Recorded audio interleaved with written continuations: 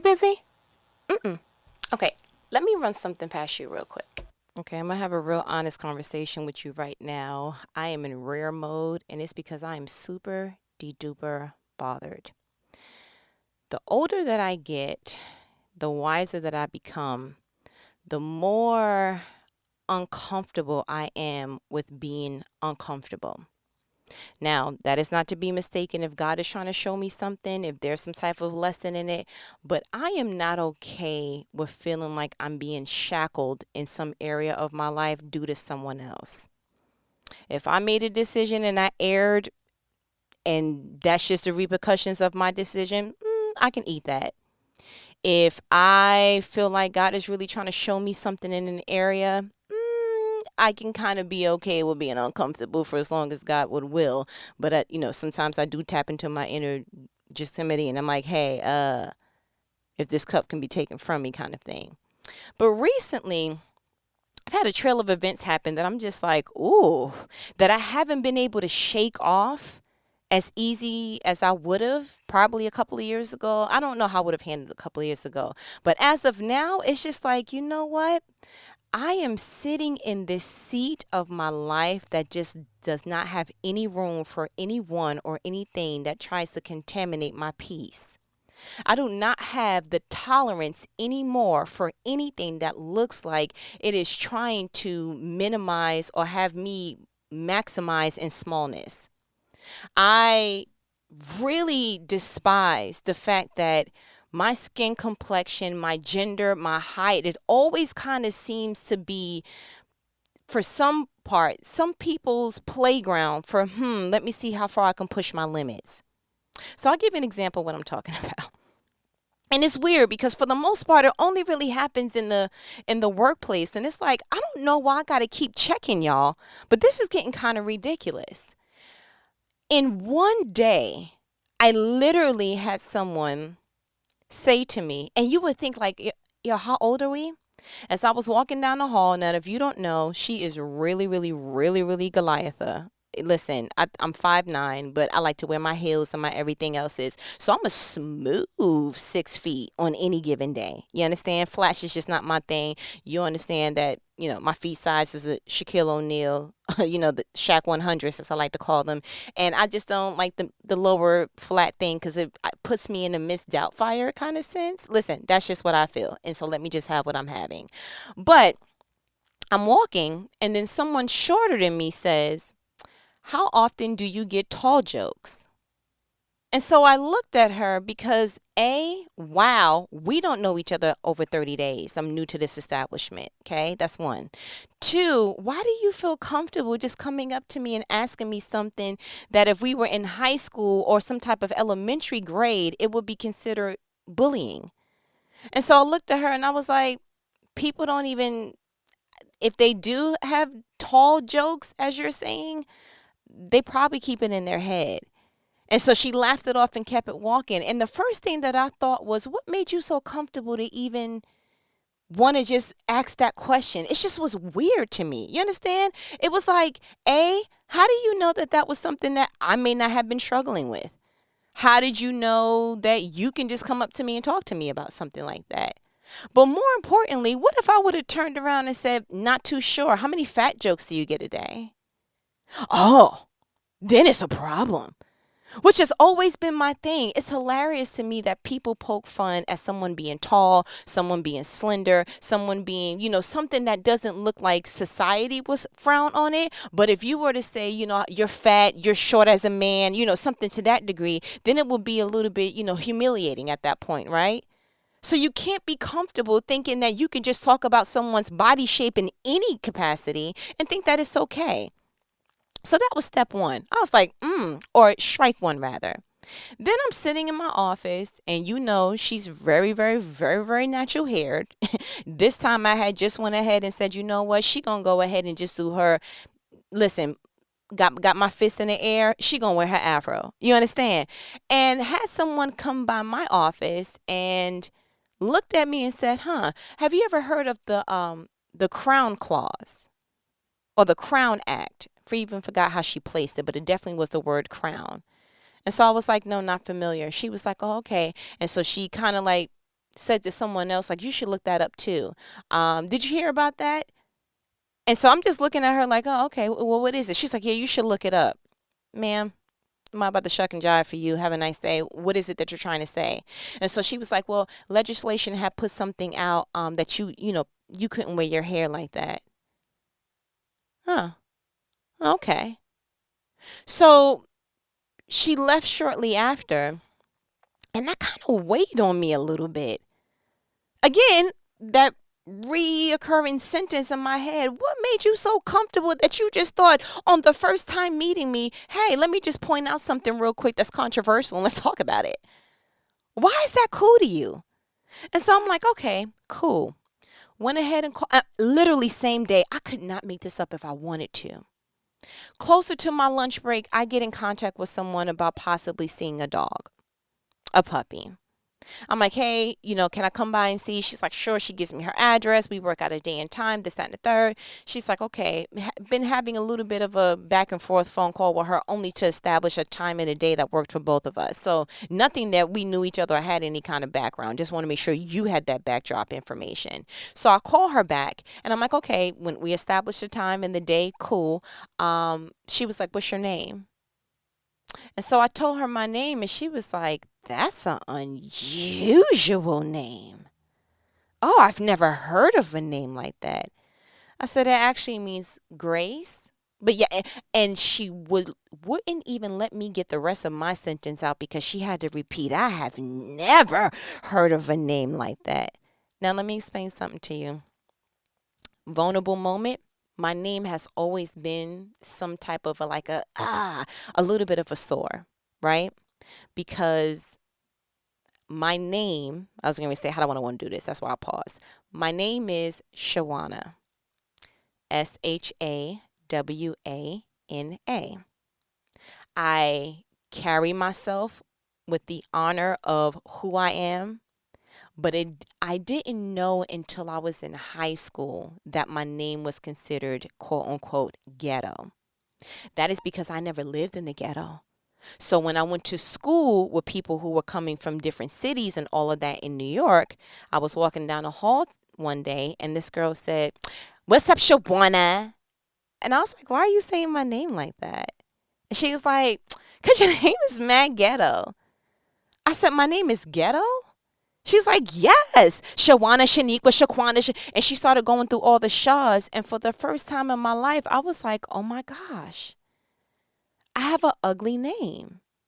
And so it took me some time because then life started to play with that narrative. You remember me telling you that whenever life exposes that you have a sore spot, it will continue to touch it until you heal in that area. And so I went on to get a job. And I got a job in the city in Manhattan in New York, which is you should know what Manhattan is. It's the city. It's the Times Square. It's all of that. It's happening. It's happening. And I had someone tell me, the office manager, she was like, hey, when you put on your resume, maybe you should just put S dot and then your middle name as your first full name. Again, playing into the narrative of, your name. Then it was, hey, maybe you should wear your hair down. Maybe you shouldn't wear that name chain because I had the super de duper dookie, X and O chain from my Sweet 16 that said my name. And so then life continued to play to that, where I was just like, oh my gosh, I actually Googled my first name. And I was seeing mugshots of women who looked a little rough, whose wife, life looked a little rough. But I didn't see anything elegant. I didn't see, I was just like, oh my gosh. So I remember going to my mother before her passing and I was like, why did you name me that? And she was like, well, your aunt kind of named you. So I went to my aunt. I'm like, why did you name me that? She was like, I think it's pretty. And so my mother told me, you make your name. You make your name beautiful. And it never really, if I'm honest with you, it never really healed until probably late 20s, early 30s. I had people like, did you ever think about changing your first name? If I didn't like my first name, I would change it. And, they probably looking at your name and just on a resume and just going ahead and just throwing it out and all these different things. And so I was just like, I just felt compelled by God, like, do you really think that I am so powerless that I will let your name ruin you? And you can only allow something to ruin you. It don't matter how anybody else looks at anything else. And so I happened to look on, I think it was Netflix, but there was this woman, I don't know her name off back, but I know that she played in the Orange is Black or Orange is the New Black, whatever that show is. And she has an African name, and her name is long, and it's a lot of letters, and it's enunciations in there that may be difficult for someone who doesn't have her accent or dialect. And I remember her saying, almost to the same degree, that her mother pretty much went through the same thing with her. And so she says that she absolutely positively corrects people when they try to do something that looks like they're about to chop up her name. And so I was like, you know what? In one sitting, I literally had everything that I took years to heal exposed. But there was none of that really did anything that was like, ugh, put a damper on my day. But it's this one area that I'm currently working on as I speak. And I'm just like, God, you have to show me how to heal it, because I feel like I keep getting repeated offenses and I don't want to live an offended life. I am working with a person of a higher authority that does not know how to talk to people. And I know right away you like, been there, done that. What's her name? Listen, probably got a form of her in my association right now. And I get it. But my thing is this.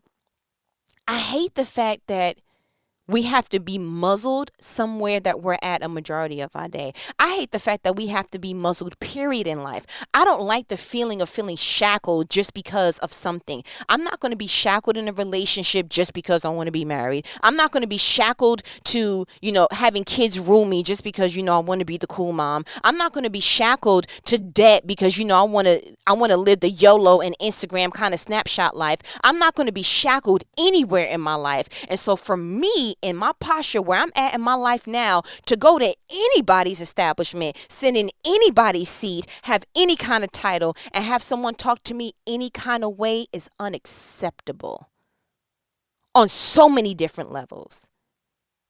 I may not have seniority. I may not have the age. I may not have anything else except that I'm a living human adult black woman, and no one is going to be okay with just being okay talking to me crazy. Now, the reason why I brought up the fact that I am black, okay, great, which I don't like saying. I like saying African American because I'm not a color. And we can go into well, you're not really African American. I had someone kind of go back and forth with me. Listen, I'm just going to do whatever's on, the application. I'd rather just not do black. That's just not my thing. But I brought that up because if you're too boisterous or opinionated or stand up for yourself, then you have the potential of looking like an angry black woman. And if you talk too much, what if you lose your job? And what if such and such tries to underhand you and do A, B, and C? And it's like, as a black person, there's so many other things that have to be on your radar that you really like. Do I have to put respect off of the list as well? So gotta have a certain kind of posture when I'm talking to police and all of that. Have to feel like I'm never going to get as high as I want to get in life because, the Caucasian gatekeepers, they're not going to allow that. Have to feel like we probably, if we move in an area, we're probably going to be looked at, as you've seen, they literally have an Instagram handle called Karen's with an S Gone Wild that just has all the different people of Caucasianness, okay, descent, just really exercising their privilege to a way that it's like, where did you think that was going to fly? I'm sorry. And so where I'm at in life, it's like, God, Jesus did not go and do that gruesome thing, that brave thing that he did on Calvary for me to be nailed to anybody else's cross while I'm living on earth. I refuse. I refuse. Now, there's one thing to talk in wisdom. Well, I probably can't go all the way New York on certain people at the establishment. You feel me? I can't do the like, A, B, work on everything. You got 0 more times. Like I can't dig in as much as I want. But I feel like demanding or expecting or even asking for respect should not be such a heavy request in any part of your life, especially the job. And I am putting out this air now, even with my oldest son, because I'm just like, listen, I don't ever want you to put your peace or your respect on the line for somebody's paycheck. I don't. And I know some people probably like, you know what? That's why we need to establish our own, and we need, you know what? There's steps to that. And if God put it on your heart to be an entrepreneur, then God bless you. Go ahead and make that happen too. But we see it in all facets of life. It doesn't matter if you sign a W-4, if you have to fill out a G-4 or whatever it is for that's in your state. It doesn't matter if you just work directly with the IRS and your CPA accountant. It doesn't matter. You're going to experience this somewhere. You're going to have someone probably just go ahead and look at you funny just because, you own this business. They probably ask for the manager and then realize, oh, you're the manager. So you will experience this entrepreneurship or not. My thing is just, why is it optional to respect me? And so I was having my quiet time, kind of like, I'm so aware of myself that I know when something's off with me. And it's because 9 times out of 10, depending on the time of the month, wink, wink, I can let some stuff kind of like, wash off my back is nothing. But if I feel like, man, I don't have a game plan or a mindset if this situation were to happen again, I keep replaying it in my mind to try to see what's the most comfortable outcome for me. And if you remember the conversation or two I had with you, I called my cousin while I was in the midst of like, yo, I'm getting ready to go ham, because that was the first time this particular higher up said something slick to me. And my cousin's first statement to me was, how bad do you need this job? And I was like, time out. Is that really a question? So when I got home, I said, I know where you came from with that, but I'm angry that we even have to factor that in. And her verbiage to me was, we can't just get away with everything. We as in African Americans, we as in women. And I'm like, okay, you want to talk about infuriated? that was even a possibility, something else that I had to factor in as well, which I was not oblivious to. But I think that's one of the things that when you voice it out loud, you're like, ouch. I mean, we all kind of secretly knew it, but to say it out loud, it's like, ooh, that stings a little bit more. And so I literally was like, the only way I'm going to feel better about this is by literally picking up the phone to call you. And I know that in some aspect of your life, you're probably struggling with that too, because I don't believe we just have isolated events. I believe that we come into, conversation and dialogue and with people, and we're like, you too, me too, and it's a whole thing. We just have to be a little bit more brave in exposing and being vulnerable with people, like, hey, I'm struggling with this right now, opposed to like, yeah, I used to, and I'm over it now. I think sometimes probably the biggest blessings is when you can tell someone, I'm in this struggle currently, like it's currently storming. This is not a storm that I see coming toward me, and it's not a storm that I've actually overcome. I'm currently in the boat right now. And so with me, I'm struggling with being respected or feeling like, what's the fine line between being professionally assertive but being, disrespectful, because, it's a higher up and I'm the new girl and this person is older than me, so clearly I'm younger. And so you have so many different dynamics there. It's professional, it's cultural. I'm not from the South, so I guess it's this thing where you're supposed to just bow your head down and yes, ma'am, and just do all that, which I don't do. So it's hard for me, literally, to tuck my tail when I know I'm a Doberman pincher. Like, what? You feel me? Why would I want to operate small when I know that God made me this stature? Why would I do it for you? Do you know how long it took me to go ahead and be okay with my posture and my build? Spiritually, personality-wise, all of that. You know how long it took me to water these particular seeds and flowers and vegetation in my garden of life, you think I'm gonna let somebody else who don't even know me, who couldn't even tell me my favorite color, come across my lawn, stumble on my flowers, and I don't at least say, hey, do you know you just did that? At least bring it to your awareness so that you have the opportunity to either assert yourself on how you're going to walk when it comes to my garden, or be a little bit more mindful when you're crossing someone else's. But there's going to be a change because you crossed Shawana. And you know the freedom in that. This is the first time that I've actually said my name on any of our conversations. Isn't that weird? That in some subliminal way, I still held on to, I don't want to be judged by my name. I want you to know me first. I don't want to be judged by my skin color. I want you to see that I'm articulate, that I'm educated, that I don't carry this ghetto-ness or whatever that people want to associate with either being my name or being my ethnicity. You understand how tough that is? But how freeing it is to actually say, hey, look at my scar, it's still healing. You understand? And so I literally, sometimes I come home and I just talk to my son, because I know that, like Ecclesiastes said, there's nothing new under the sun. And I know that my son has my likeness because I created him, with God. We have God's likeness. So if I can give him the lesson without him getting the wound firsthand, I feel like that's great parenting. You understand?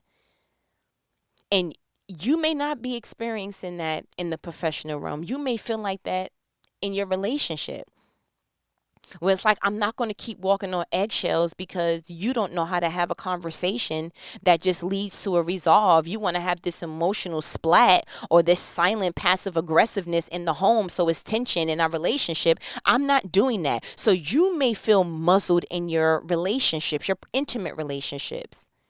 You may feel like, you know what, that's just such and such, she means well. But why do you keep letting people dump on you just because they mean well? When are you going to start holding people accountable to do well, to do better? I don't want to know that you mean to do anything. I want you to actually start doing it. I can't pass a class when they give me back a failing test and say, oh, but I meant to pass. No, you actually need to start applying some stuff that you learn so that they can see passing grades, so that they can pass you to the next level. So if we can't do that anywhere else in our life, why do we let people do that with our personal relationships? Why? You may feel that in another facet of your life. Maybe it's, the roles are changing with your parents. Whatever it is, you are always going to come across a time that you're like, why do I feel like I have to make myself smaller in order for this thing to continue to thrive? And you know what? In actuality, is it really thriving if you don't feel your best? Is it really thriving if there's mold on it? Who is it thriving for? Not you. So this conversation was based merely on the fact of, I don't want to be muzzled no more. I don't want to be shackled no more. Life already gives you a couple of givens where you like, there's nothing I can do about that right now. It's nothing I can do about that, and that. Okay, great. But the stuff that you can say, you know what? No, I'm not subscribing in this and operating in this tension and operating in this level of disrespect on any level ever again if I have some control of it. You train people how to treat you. And if people are not passing your training class, then you need to see whether you need to go ahead and drop them from the class, or if you need to avoid them altogether. However it needs to go, but an adjustment needs to be made. People need to understand that respect is not optional. Appreciation, unfortunately, that's something that's optional. And we have to prolong that. You probably never feel appreciated as a, parent collectively, consistently. You'll probably never feel appreciated all the time as a spouse, boyfriend, fiance, girlfriend, whatever.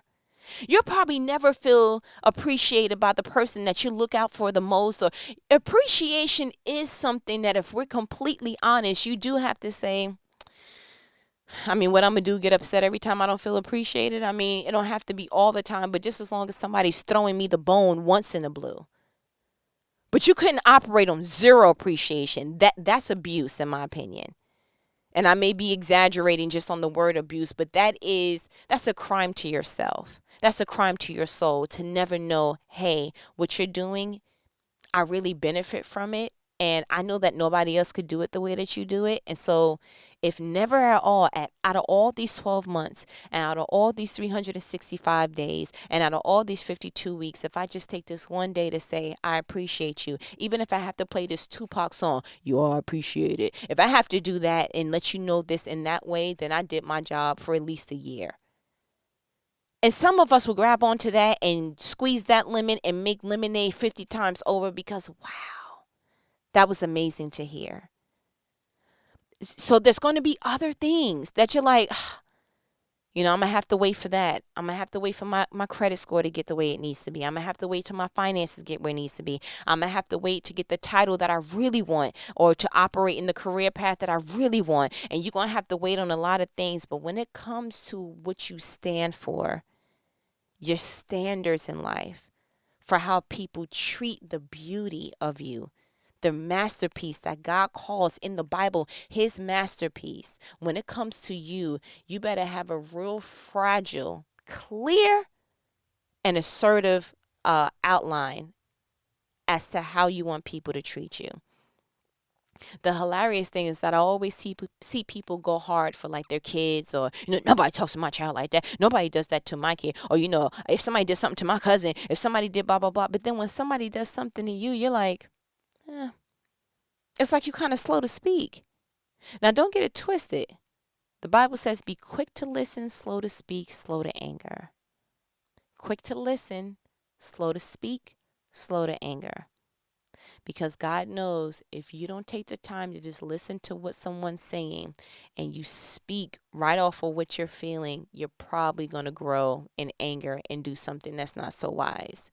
So I'm not at all wanting for you to start getting thug life tattoos across your stomach and tying your bandanas a certain way and just playing California love. Like that's not, I don't want you NWAing it. I really don't.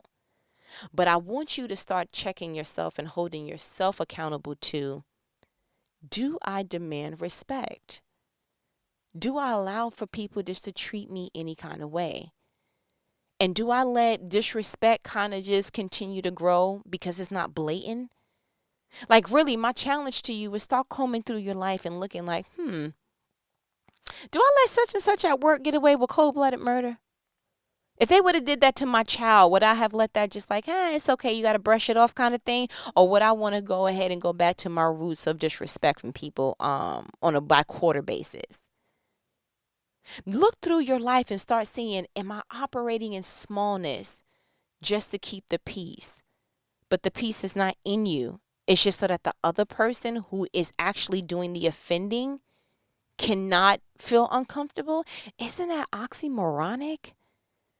That we would actually walk in smallness just so that the offender doesn't feel offended or uncomfortable. Do you even hear how that sounds coming out my mouth? Oh my gosh, right? I'm squinting my eyes right now like, wait a minute, that sounds ridiculous. But that's what we do. We do that. And sometimes on the most minute scale, and we're like, oh my gosh. Do you let such and such just say what you want because you in church? Like, you see what I'm saying? Like, I promise you, my challenge, again, go back and comb through your life. Matter of fact, the way that I know God, you're not even going to have to look back. You're going to have some situations happen within the next week that you like, it's like once we had that conversation, my eyes opened and I'm no longer okay with living the muzzled, shackled life. You understand? And so, I really, really, really admire all things Harriet Tubman. And so I'm just trying to like get to the certain fountains of youth in life and be like, listen, I done found some more freedom. Come over here. Let me show you real quick so we can all drink from this well. You see what I'm saying? So you know what these conversations are. They're life provoking conversations that you know what the average person's not going to have with you. And if they do, it sounds like venting, and you're going to be so preoccupied with helping someone feel better and giving advice that you don't just get a time to sit and reflect and see if any of it applies to you. These are life provoking conversations, and that's why I love having them with you. In all actuality, my absolute truth, I feel 1000% better. I literally came in a room, told my husband I need to make a call real quick, and he was like, cool. And I had to get this off of me. Like, this is literally some of the best therapy ever. Just to kind of feel something, work your way through it, kind of talk it out, hear yourself say it, kind of give examples. And it's like, you know what? Wow. Oh my goodness. I overcame some stuff, but I'm still in the midst of working on some other stuff. But as I'm growing, I'm not going to allow anyone but God to prune me. No one gets to cut off branches of me for any reason at all. Have a nice day. So, I feel like you got what you needed. I appreciate you answering. I'm so glad you have mobile to mobile. So go ahead, because I got one more conversation that if I keep talking, we're going to be on this thing for a whole hour. And I know you got to be hungry because I am. So I'll go ahead and talk to you later, okay? Later.